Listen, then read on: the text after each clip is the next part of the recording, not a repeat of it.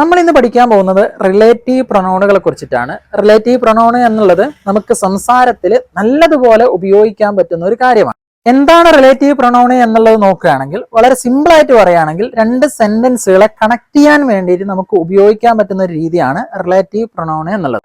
Relative pronoun എന്നുള്ളത് who, which, where, when, whose, that ഈ കാര്യങ്ങളെയാണ് റിലേറ്റീവ് പ്രൊനൗൺ എന്ന് പറയുന്നത്. നമ്മൾ ഈ വാക്കുകളൊക്കെ മുമ്പുള്ള ക്ലാസ്സിൽ പഠിച്ചിട്ടുണ്ടായിരുന്നു. ഈ കാര്യങ്ങളൊക്കെ നമ്മൾ ഉപയോഗിച്ചിരുന്നത് നമ്മളൊരു ചോദ്യങ്ങൾ ചോദിക്കാൻ വേണ്ടിയിട്ടായിരുന്നു ഈ കാര്യങ്ങളൊക്കെ ഉപയോഗിച്ചിരുന്നത്. ദാറ്റ് ഒഴികെ ബാക്കി എല്ലാ കാര്യങ്ങളും നമ്മൾ ചോദ്യങ്ങൾ ഉണ്ടാക്കാൻ വേണ്ടിയിട്ടായിരുന്നു നമ്മൾ ഉപയോഗിച്ചിരുന്നത്. അപ്പോൾ നമ്മൾ ഇതിന്റെ അർത്ഥം പഠിച്ചിരുന്നത് ഹൂ എന്നുള്ളത് ആര് എന്നായിരുന്നു. അതുപോലെ തന്നെ വിച്ച് എന്ന് പറയുന്നത് ഏത്, വേർ എന്ന് പറഞ്ഞാൽ എവിടെ, വെൻ എന്ന് പറഞ്ഞാൽ എപ്പോൾ, ഹൂസ് എന്ന് പറഞ്ഞാൽ ആരുടെ എന്നീ അർത്ഥങ്ങളായിരുന്നു നമ്മൾ പഠിച്ചിരുന്നത്. റിലേറ്റീവ് പ്രൊനൗൺ ആയിട്ട് വരുമ്പോൾ ഇതിലെ അർത്ഥങ്ങളിൽ ചെറിയൊരു മാറ്റം ഉണ്ടാവും. ഇപ്പൊ ഹൂ എന്ന് പറയുമ്പോൾ അദ്ദേഹം അല്ലെങ്കിൽ ആരോ, അയാൾ എന്നുള്ള അർത്ഥമായിരിക്കും ലഭിക്കുക. വിച്ച് എന്ന് പറയുമ്പോൾ അത് എന്നുള്ള അർത്ഥമായിരിക്കും ലഭിക്കുക. അതുപോലെ തന്നെ വെൻ എന്ന് പറയുമ്പോൾ അപ്പോൾ എന്നുള്ള അർത്ഥമാണ് ലഭിക്കുക. വേർ എന്ന് പറയുമ്പോൾ അവിടെ എന്നുള്ള അർത്ഥമായിരിക്കും ലഭിക്കുക. ഹൂസ് എന്ന് പറയുമ്പോൾ ഒരാളുടെ ഓണർഷിപ്പ് പറയാൻ വേണ്ടിയിട്ടായിരിക്കും എന്ന് പറയുന്നത്. ഒരാളുടെ കയ്യിൽ ഒരു കാര്യം ഉണ്ട് എന്ന് പറയാൻ വേണ്ടിയിട്ട് അങ്ങനത്തെ ഉള്ള ഒരു അർത്ഥമായിരിക്കും ഹൂസിന് ലഭിക്കുക. അതുപോലെ തന്നെ ദാറ്റ് എന്ന് പറയുമ്പോൾ അത് എന്നുള്ള അർത്ഥമായിരിക്കും ലഭിക്കുക. നമുക്കിതിന്റെ ഉദാഹരണ സഹിതം നോക്കാം. അപ്പോൾ നിങ്ങൾക്ക് കൃത്യമായിട്ട് കാര്യങ്ങൾ മനസ്സിലാക്കാൻ സാധിക്കുന്നതാണ്. നമുക്ക് ആദ്യം നടന്ന ഹൂ വെച്ചിട്ടുള്ള ഉദാഹരണങ്ങൾ നോക്കാം. ഹൂ നമ്മൾ ഉപയോഗിക്കുന്നത് ആളുകളെ കണക്ട് ചെയ്യാൻ വേണ്ടിയിട്ടാണ് ഹൂ ഉപയോഗിക്കുക. ഇപ്പോൾ റിലേറ്റീവ് പ്രൊനൗൺ ആയിട്ട് ഉപയോഗിക്കുമ്പോൾ ഇതിന്റെ അർത്ഥം വരിക അദ്ദേഹം അല്ലെങ്കിൽ ആരോ, അയാൾ എന്നീ രീതിയിലുള്ള അർത്ഥങ്ങളായിരിക്കും വരിക. ഈ രീതിയിലുള്ള ഉദാഹരണങ്ങൾ നോക്കാം.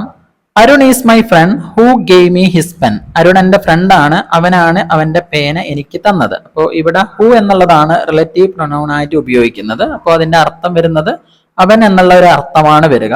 അപ്പോൾ ഇത് വേണമെങ്കിൽ ഹൂവിന് പകരം ഹീ ചേർത്തിട്ടും പറയാൻ പറ്റുന്നതാണ്. Arun is my front he gave me his pen. നമ്മൾ മുമ്പേ പഠിച്ചിട്ടുണ്ടായിരുന്നത് പോലെ ഹീ വെച്ചിട്ട് നമുക്ക് പറയാൻ പറ്റും. പക്ഷെങ്കിൽ ഇതുപോലെയും റിലേറ്റീവ് പ്രൊനൗൺ ആയിട്ട് ഉപയോഗിക്കുമ്പോൾ ഈ രീതിയിലാണ് വരിക. Arun is my front who gave me his pen എന്നാണ് പറയുക. അടുത്ത ഉദാഹരണം നോക്കാം. I had a friend who could speak 5 languages. എനിക്കൊരു ഫ്രണ്ട് ഉണ്ടായിരുന്നു, അവന് 5 ഭാഷകൾ സംസാരിക്കാൻ കഴിഞ്ഞിരുന്നു. അപ്പോൾ ഇത് എന്ന് പറയുന്നത് ഹൂ എന്നുള്ളത് അവന് എന്നുള്ള ഒരു അർത്ഥമാണ്. അവന് 5 ഭാഷകൾ സംസാരിക്കാൻ കഴിഞ്ഞിരുന്നു എന്നാണ് പറയുന്നത്. അപ്പോൾ ഇത് രണ്ട് സെന്റൻസ് ആക്കിയിട്ട് അങ്ങനെയും പറയാം. ഇപ്പോ ഹൂവിന് പകരം അവിടെ നടന്ന ഹീ വെക്കുകയാണെങ്കിൽ നമുക്ക് രണ്ട് സെന്റൻസ് ആയിട്ട് പറയാൻ പറ്റുന്നതാണ്. ഐ ഹാഡ് എ ഫ്രണ്ട് എന്ന് പറഞ്ഞതിന് ശേഷം ഹീ കുഡ് സ്പീക്ക് 5 ലാംഗ്വേജസ് എന്നും പറയാം. അതുപോലെ തന്നെ ഹൂ വെച്ചിട്ട് റിലേറ്റീവ് പ്രൊനൗൺ ആയിട്ട് വെച്ചിട്ട് ഈ രീതിയിൽ എന്ന് പറയുന്നത് നമുക്ക് പറയാൻ പറ്റുന്നതാണ്. അടുത്ത ഉദാഹരണം നോക്കാം. I saw an old man who couldn't walk. I saw an old മാൻ, ഞാനൊരു പ്രായമുള്ള ഒരു ആളെ കണ്ടു.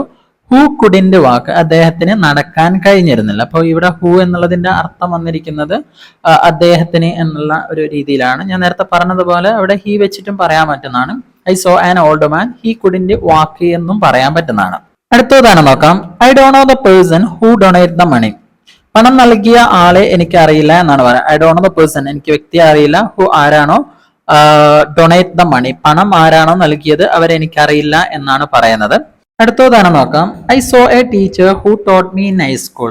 ഹൈസ്കൂളിൽ എന്നെ പഠിപ്പിച്ച ഒരു അധ്യാപകനെ ഞാൻ കണ്ടു എന്നാണ് പറയുന്നത്. ഐ സോ ഞാൻ കണ്ടു, ഹൂ എന്ന് പറയുന്നത് അവര്, ടോട്ട് മീ ഇൻ ഹൈസ്കൂൾ എന്നെ പഠിപ്പിച്ചു, ഇൻ ഹൈസ്കൂൾ ഹൈസ്കൂളിൽ എന്നെ പഠിപ്പിച്ച ഒരു അധ്യാപകനെ കണ്ടു എന്നാണ് പറയുന്നത്. ഇവിടെ എന്ന് പറയുന്നത് ഇപ്പൊ ഹൂ മാറ്റിയിട്ട് രണ്ട് സെന്റൻസ് ആയിട്ട് ഷീ വെച്ചിട്ടും പറയാൻ പറ്റുന്നതാണ്. I so A teacher she taught me in high school എന്നും പറയാം. നമ്മളിപ്പോ നോക്കിയത് രണ്ട് സെന്റൻസുകൾ ഹൂ വെച്ചിട്ട് ഒരൊറ്റ സെന്റൻസ് ആക്കിയിട്ട് മാറ്റിയിട്ട് പറയുന്ന രൂപമാണ് നോക്കിയത്. ഇപ്പൊ ഐ സോ എ ടീച്ചർ അവിടെ എന്ന് പറയുന്നത് ഒരു ഹൂ എന്നുള്ള റിലേറ്റീവ് പ്രൊനൗൺ അവിടെ ചേർത്തുകൊണ്ട് ഒരൊറ്റ സെന്റൻസ് ആക്കി മാറ്റിയിട്ട് പറയുന്ന രൂപമാണ്. അടുത്തത് നമുക്ക് എന്ന് പറയുന്നത് വ്യക്തികളെ മാത്രം കണക്ട് ചെയ്തിട്ട് ഒരു ഫസ്റ്റ് എന്ന് പറയുന്ന ഒരു വ്യക്തിയെ ചേർത്തുകൊണ്ട് അതിനുശേഷം എന്ന് പറയുന്ന റിലേറ്റീവ് പ്രൊനൗൺ മാത്രം ഉപയോഗിച്ചുകൊണ്ട് പറയുന്ന ഒരു രീതി എന്ന് പറയുന്നത് എടുത്ത് നോക്കാം. The girl who saved the little boy. ഇതിന്റെ അർത്ഥം വരികയാണെങ്കിൽ ദ ഗേൾ, ആ പെൺകുട്ടി, who saved the little boy, ചെറിയ കുട്ടിയെ രക്ഷിച്ച ആ പെൺകുട്ടി എന്നുള്ള അർത്ഥമാണ് വരിക. അപ്പോൾ ഈ ഒരു സെന്റൻസ് പൂർണ്ണമായിട്ടില്ല, നമുക്ക് പൂർണ്ണമാക്കണമെങ്കിൽ അഡീഷണൽ ആയിട്ട് എന്തെങ്കിലും ഒരു കാര്യം കൂടി ചേർത്ത് കൊടുക്കാം. അപ്പോൾ അവൾ എന്ന് പറയുന്നത് ഈസ് മൈ ഫ്രണ്ട്, അവൾ എൻ്റെ ഫ്രണ്ട് ആണ് എന്നാണ് പറയുന്നത്. The girl who saved the little boy is my friend, കൊച്ചുകുട്ടിയെ രക്ഷിച്ച ആ പെൺകുട്ടി എന്റെ ഫ്രണ്ടാണ് എന്നാണ് പറയുന്നത്. ഇതേ രീതിയിലുള്ള അടുത്തൊരു ഉദാഹരണം നോക്കാം. The person who donate the amount is my uncle. തുക സംഭാവന ചെയ്ത ആൾ എന്റെ അമ്മാവനാണെന്ന് പറയുന്നത്. ദ പേഴ്സൺ, ആ വ്യക്തി, ഹു എന്ന് പറയുന്ന അദ്ദേഹം, ഡൊണേറ്റ് ദ എമൗണ്ട്, തുക സംഭാവന ചെയ്ത ആ വ്യക്തി, is my uncle, is my uncle, അദ്ദേഹം എന്റെ അമ്മാവനാണെന്നാണ് പറയുന്നത്. അടുത്തതാണ് നോക്കാം. The girl who is sitting next to KFC is my girl friend. KFCയുടെ അടുത്തിരിക്കുന്ന ആ പെൺകുട്ടി എന്റെ കാമുകിയാണെന്നാണ് പറയുന്നത്. ദ ഗേൾ, ആ കുട്ടി, who is sitting next to KFC. Who is എന്ന് പറയുന്നത് അവൾ, ഈസ് സിറ്റിംഗ് ഇരിക്കുകയാണ്, നെക്സ്റ്റ് ടു KFCയുടെ അടുത്തിരിക്കുകയാണ്, അടുത്തിരിക്കുന്ന ആ കുട്ടി എന്നാണ് ഉദ്ദേശിക്കുന്നത്. ഈസ് എന്ന് പറഞ്ഞാൽ ആണ്, മൈ ഗേൾ ഫ്രണ്ട്, അവൾ എൻ്റെ ഗേൾ ഫ്രണ്ട് ആണ് എന്നാണ് പറയുന്നത്. ഇവിടെ എന്ന് പറയുന്നത് ഹു ആണ് എന്ന് പറയുന്നത് റിലേറ്റീവ് പ്രൊനൗൺ ആയിട്ട് അവൾ എന്നുള്ളതാണ് ഉദ്ദേശിക്കുന്നത്. നമ്മളിപ്പോൾ നോക്കിയത് ഹൂയുടെ കാര്യമാണ്. റിലേറ്റീവ് പ്രൊനൗൺ ആയിട്ട് ഹു എങ്ങനെയാണ് ഉപയോഗിക്കുക എന്നുള്ളതാണ് നോക്കിയത്. അപ്പോൾ ഹു ഉപയോഗിക്കുന്നത് വ്യക്തികളെ കുറിച്ചിട്ട് പറയാൻ മാത്രമായിരിക്കും ഹു ഉപയോഗിക്കുക. ഇക്കാര്യം പ്രധാനമായിട്ട് ഒന്ന് മനസ്സിലാക്കി വെക്കുക. അടുത്തത് വിച്ച് റിലേറ്റീവ് പ്രൊനൗൺ ആയിട്ട് ഉപയോഗിക്കുന്ന രൂപങ്ങൾ നോക്കാം. വിച്ച് എന്ന് പറയുമ്പോൾ അതിൻ്റെ ഒരു അർത്ഥം വരിക അത് അല്ലെങ്കിൽ ഏതോ അത് എന്നുള്ള ഒരു രീതിയിലുള്ള ഒരു അർത്ഥമാണ് വരിക. പിന്നെ വിച്ച് നമ്മൾ ഉപയോഗിക്കുന്നത് അനിമൽസ്, അതുപോലെ തന്നെ മൃഗങ്ങളുടെ കൂടെ നമുക്ക് ഉപയോഗിക്കാൻ പറ്റുന്നതാണ്. അതുപോലെ തന്നെ എന്തെങ്കിലും വസ്തുക്കളുടെ കൂടെ എന്ന് പറയുന്നത് നമുക്ക് വിച്ച് ഉപയോഗിച്ചിട്ട് പറയാൻ സാധിക്കുന്നതാണ്. വിച്ച് ഉപയോഗിച്ചിട്ടുള്ള ഉദാഹരണങ്ങൾ നോക്കാം. I so A can which was white. ഞാനൊരു പൂച്ചയെ കണ്ടു. ഐ സോ എ ക്യാൻ, ഞാനൊരു പൂച്ചയെ കണ്ടു. വിച്ച് എന്ന് പറയുന്നത് അത്, വാസ് വൈറ്റ്, അത് വെളുത്തതായിരുന്നു എന്നാണ് പറയുന്നത്. അപ്പോൾ ഇത് രണ്ട് സെന്റൻസ് ആക്കിയിട്ട് അങ്ങനെയും പറയാം. ഇപ്പോൾ റിലേറ്റീവ് പ്രൊനൗൺ അല്ലാണ്ട് ഉപയോഗിക്കുമ്പോൾ ഇറ്റ് വെച്ചിട്ട് നമുക്ക് പറയാൻ പറ്റുന്നതാണ്. ഐ സോ എ ക്യാറ്റ്, ഞാനൊരു പൂച്ചയെ കണ്ടു. ഇറ്റ് വാസ് വൈറ്റ് എന്നും പറയാൻ സാധിക്കുന്നതാണ്. ഈ രീതിയിലുള്ള കൂടുതൽ ഉദാഹരണങ്ങൾ നോക്കാം. I took A glass which was full of milk. I took A glass, ഞാനൊരു ഗ്ലാസ് എടുത്തു. Which was full of milk, അത് മുഴുവൻ പാലായിരുന്നു എന്നാണ് പറയുന്നത്. ഇത് വിച്ച് മാറ്റിയിട്ട് നമുക്ക് രണ്ട് സെന്റൻസ് ആയിട്ട് ഇറ്റും ഉപയോഗിച്ചിട്ടും പറയാൻ സാധിക്കുന്നതാണ്. അടുത്ത ഉദാഹരണം നോക്കാം. This is A cake which Mary made. Mary ഉണ്ടാക്കിയ കേക്കാണ് ഇത് എന്നാണ് പറയുന്നത്. ദിസ് ഈസ് എ കേക്ക്, ഇതൊരു കേക്കാണ്. വിച്ച് എന്ന് പറയുന്നത് അത്, മേരി മെയ്ഡ്, മേരി ഉണ്ടാക്കിയ കേക്കാണ്. അടുത്ത ഉദാഹരണം നോക്കാം. This is A phone which I boat yesterday. ഞാൻ ഇത് ഇന്നലെ വാങ്ങിയ ഫോണാണ്. ദിസ് ഈസ് എ ഫോൺ, ഇതൊരു ഫോണാണ്. വിച്ച് ഐ ബോട്ട് യെസ്റ്റർഡേ, ഞാൻ ഇത് ഇന്നലെ വാങ്ങിയ ഫോണാണെന്നാണ് പറയുന്നത്. അടുത്ത ഉദാഹരണം നോക്കാം. This is A house which I build. Build എന്ന് പറഞ്ഞാൽ നിർമ്മിച്ചു അല്ലെങ്കിൽ ഉണ്ടാക്കിയ എന്നാണ് അർത്ഥം വരുന്നത്. ദിസ് ഈസ് എ ഹൗസ്, ഇതൊരു വീടാണ്. വിച്ച് ഐ ബിൽഡ്, ഞാൻ ഉണ്ടാക്കിയ വീടാണ് ഇത് എന്നാണ് പറയുന്നത്. നമ്മളിപ്പോ നോക്കിയത് രണ്ട് സെന്റൻസിനെ വിച്ച് വെച്ചിട്ട് ഒരു സെന്റൻസ് ആക്കിയിട്ട് മാറ്റിയിട്ടുള്ള ഉദാഹരണങ്ങളാണ് നോക്കിയത്. അടുത്ത് നമുക്ക് എന്ന് പറയുന്നത് ഒരു വസ്തുവിനെ വിച്ച് വെച്ചിട്ട് കണക്ട് ചെയ്തിട്ട് കൂടുതലായിട്ട് കാര്യങ്ങൾ പറയുന്ന ഉദാഹരണങ്ങൾ നോക്കാം. The movie which we watched last night was very thrilling. അതിന്റെ ഒരു അർത്ഥം വരിക ദ മൂവി, ആ മൂവി, വിച്ച് എന്ന് പറയുന്നത് വി വാച്ച് ലാസ്റ്റ് നൈറ്റ്, നമ്മൾ കഴിഞ്ഞ രാത്രി കണ്ട ആ മൂവി, വാസ് വെരി ത്രില്ലിംഗ്, വളരെ ത്രില്ലിംഗ് ആയിരുന്നു എന്നാണ് പറയുന്നത്. അടുത്തതാണ് നോക്കാം. The laptop which I bought online has no battery.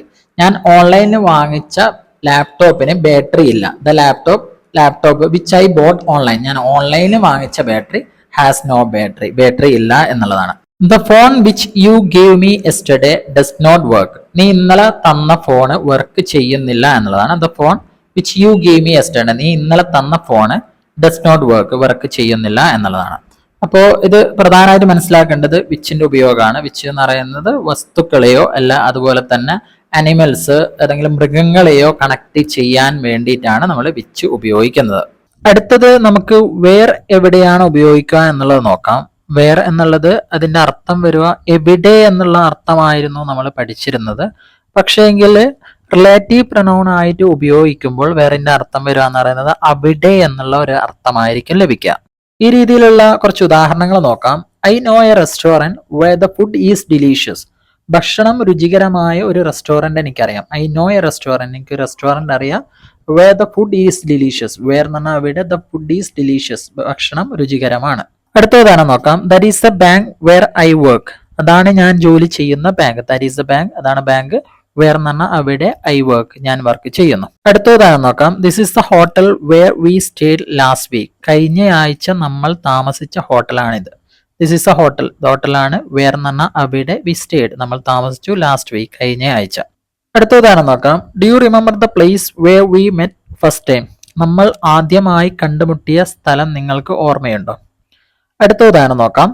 ഞാൻ ജനിച്ച ആശുപത്രി ഇതാണ് എന്നെങ്ങനെ പറയാൻ പറ്റും? This is a hospital where I born. ഞാൻ ജനിച്ച ഹോസ്പിറ്റലാണിത്. നമ്മളിപ്പോ നോക്കിയത് രണ്ട് സെന്റൻസിന് വേറെ ഉപയോഗിച്ചുകൊണ്ട്, റിലേറ്റീവ് പ്രൊനൗൺ ആയ വേറെ ഉപയോഗിച്ചുകൊണ്ട് ഒരു സെന്റൻസ് ആക്കിയിട്ട് മാറ്റിയിട്ട് ഉപയോഗിക്കുന്ന രീതിയാണ് നമ്മളിപ്പോ നോക്കിയത്. നമുക്കടുത്തത് ആ ഒരു പ്ലേസ് മാത്രം ചേർത്തുകൊണ്ട് വേറെ വെച്ചിട്ട് എങ്ങനെയാണ് പറയുക എന്നുള്ളത് നമുക്ക് അടുത്ത നോക്കാം. The school where I studied is beautiful. ഞാൻ പഠിച്ച സ്കൂൾ മനോഹരമാണ്. ദ സ്കൂള് വേർ എന്ന് പറഞ്ഞാൽ അവിടെ, ഐ സ്റ്റഡീഡ് ഞാൻ പഠിച്ച സ്കൂള് ഈസ് ബ്യൂട്ടിഫുൾ അത് മനോഹരമാണ്.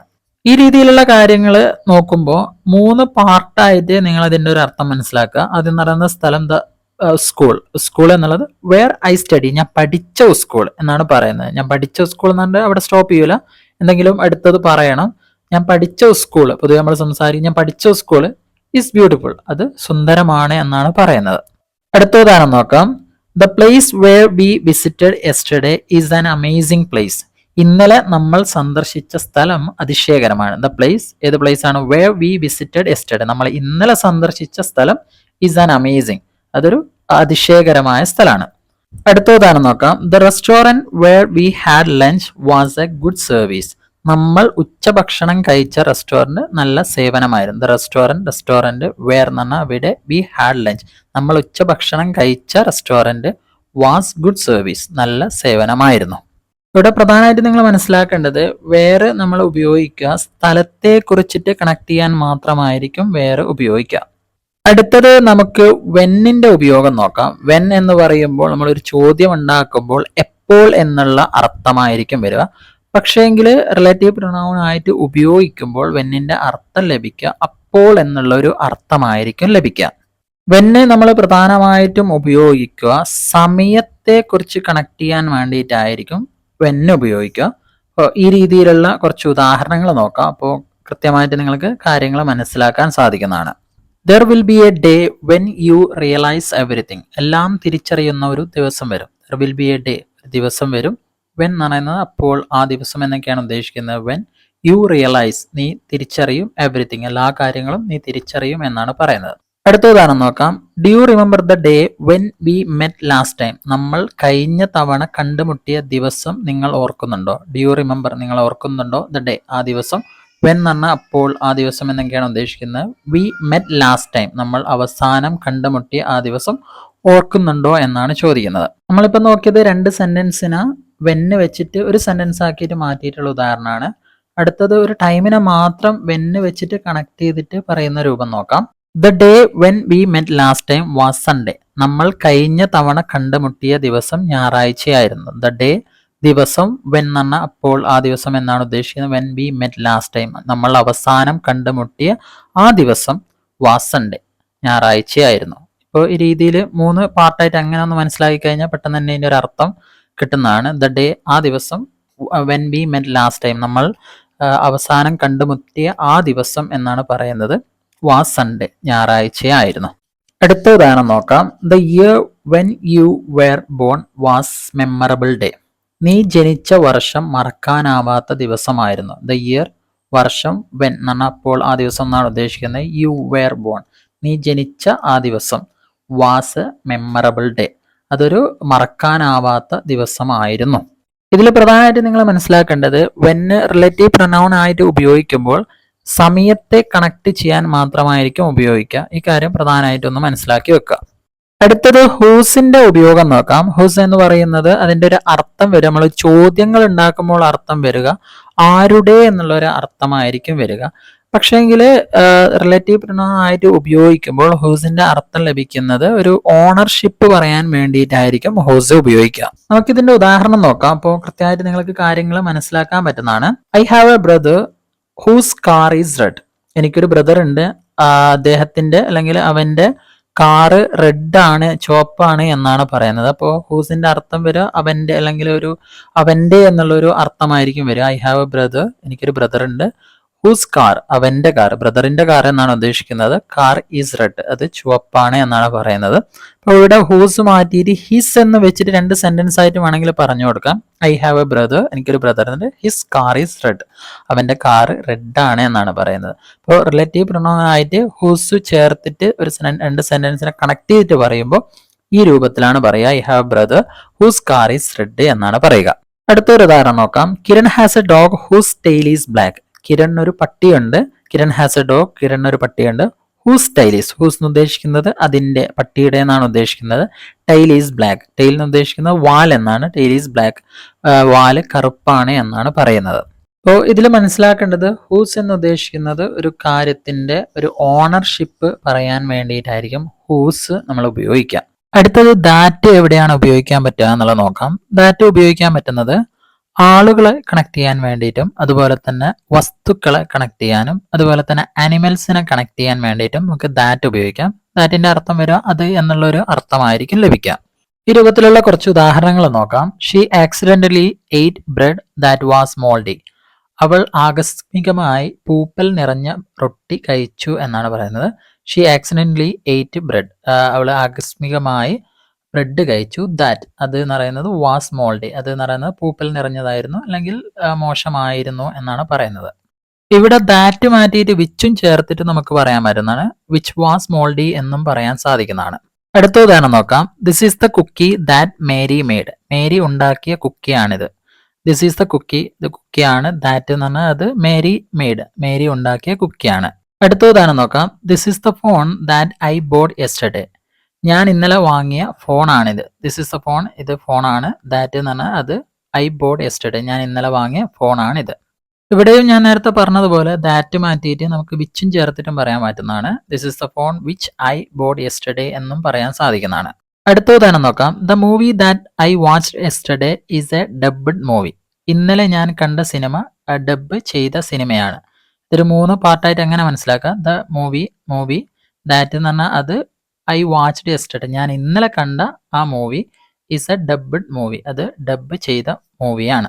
അടുത്ത ഉദാഹരണം നോക്കാം. The book that I bought is recent published. ഞാൻ വാങ്ങിയ പുസ്തകം അടുത്തിടെ പ്രസിദ്ധീകരിച്ചതാണ്. The book that I bought, ഞാൻ വാങ്ങിച്ച ആ പുസ്തകം ഈസ് റീസെന്റ് പബ്ലിഷ്ഡ്, അത് അടുത്തിടെ പ്രസിദ്ധീകരിച്ചതാണ്. അടുത്ത ഉദാഹരണം നോക്കാം. The person that I called yesterday was my father. ഇന്നലെ ഞാൻ വിളിച്ച ആ ആൾ എൻ്റെ അച്ഛനായിരുന്നു. ദ പേഴ്സൺ, ആ വ്യക്തി, ദാറ്റ് ഐ കോൾഡ് യെസ്റ്റർഡേ, ഞാൻ ഇന്നലെ വിളിച്ച ആ വ്യക്തി വാസ് മൈ ഫാദർ, അതെൻ്റെ അച്ഛനായിരുന്നു എന്നാണ് പറയുന്നത്.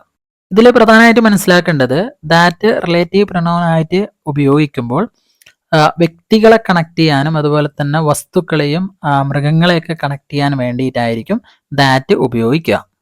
ഞാൻ ഇതിൻ്റെ കൂടെ ചെറിയൊരു ടാസ്കും കൂടിയും തരുന്നുണ്ട്. ആ ടാസ്ക് നിങ്ങൾ കൃത്യമായിട്ട് ഇംഗ്ലീഷിലേക്ക് ട്രാൻസ്ലേറ്റ് ചെയ്തതിന് ശേഷം കോമെന്റിലേക്ക് അറിയിക്കുക. എന്തെങ്കിലും മിസ്റ്റേക്കോ കാര്യങ്ങളോ ഉണ്ടെങ്കിൽ ഞാനത് കറക്റ്റ് ചെയ്തു തരുന്നതായിരിക്കും. നിങ്ങൾക്ക് ഈ ക്ലാസ്സിലൂടെ പഠിച്ച കാര്യങ്ങൾ വ്യക്തമായി മനസ്സിലായി എന്ന് വിചാരിക്കുന്നു. മനസ്സിലായത് കൊണ്ട് മാത്രം കാര്യമില്ല, നിങ്ങൾ എന്താണോ പഠിക്കുന്നത് ആ കാര്യങ്ങൾ നിങ്ങൾക്ക് എവിടെയാണോ സംസാരിക്കാനുള്ള അവസരം ലഭിക്കുന്നത് അവിടെ നിങ്ങൾ കൃത്യമായിട്ട് സംസാരിച്ച് പരിശീലിക്കാൻ വേണ്ടി ശ്രമിക്കണം. അങ്ങനെ നിങ്ങൾ പരിശീലിച്ചിട്ടില്ല എങ്കിൽ നിങ്ങൾ പഠിച്ച കാര്യങ്ങൾ മറന്നു പോകാനുള്ള സാധ്യതകൾ വളരെ കൂടുതലാണ്. അഥവാ സംസാരിച്ച് പരിശീലിക്കാനുള്ള ഒരു അവസരം മറ്റ് സ്ഥലങ്ങളിൽ നിങ്ങൾക്ക് ലഭിക്കുന്നില്ല എങ്കിൽ മാത്രം നിങ്ങൾക്ക് ഞങ്ങളുടെ കോഴ്സിൽ ജോയിൻ ചെയ്യാൻ സാധിക്കുന്നതാണ്. ഞങ്ങളുടെ കോഴ്സിന്റെ പ്രത്യേകത വരുന്നത് എല്ലാ ദിവസവും അരമണിക്കൂർ വെച്ചിട്ട് നിങ്ങൾക്ക് സംസാരിച്ച് പരിശീലിക്കാൻ സാധിക്കും. അതും നിങ്ങളും ഒരു ടീച്ചറും മാത്രമേ ക്ലാസ്സിൽ ഉണ്ടാവും. അതുകൊണ്ട് തന്നെ നിങ്ങൾക്ക് യാതൊരു മടിയോ പേടിയോ ഇല്ലാതെ തന്നെ സംസാരിച്ച് പരിശീലിക്കാൻ സാധിക്കുന്നതാണ്. കൂടാതെ കുട്ടികൾക്ക് മാത്രമായിട്ട് സ്പെഷ്യലി ഡിസൈൻ ചെയ്തിരിക്കുന്ന കോഴ്സുകളും അവൈലബിൾ ആണ്. നിങ്ങൾക്ക് ക്ലാസ്സിനെ കുറിച്ചിട്ട് കൂടുതലായിട്ടുള്ള വിവരങ്ങൾ അറിയാൻ താല്പര്യമുണ്ടെങ്കിൽ താഴെ കൊടുത്തിരിക്കുന്ന നമ്പറിൽ ബന്ധപ്പെട്ട് കഴിഞ്ഞാൽ ക്ലാസ്സിനെ കുറിച്ചിട്ടുള്ള എല്ലാ വിവരങ്ങളും അറിയാൻ സാധിക്കുന്നതാണ്. ഇന്നത്തെ ക്ലാസ് നിങ്ങൾക്ക് ഇഷ്ടപ്പെട്ടിട്ടുണ്ടെങ്കിൽ ലൈക്ക് ചെയ്യാം, അതുപോലെ തന്നെ സബ്സ്ക്രൈബ് ചെയ്യാം. കൂടാതെ നിങ്ങളുടെ ബന്ധപ്പെട്ടവരിലേക്ക് ഈ ഒരു വീഡിയോസ് എത്തിച്ചു കൊടുക്കുക. നമുക്ക് ഇന്നത്തെ ക്ലാസ് ഇവിടെ നിർത്താം. അടുത്ത ക്ലാസ്സിൽ കാണുന്നവരെ ഒരു ഷോർട്ട് ബ്രേക്ക്.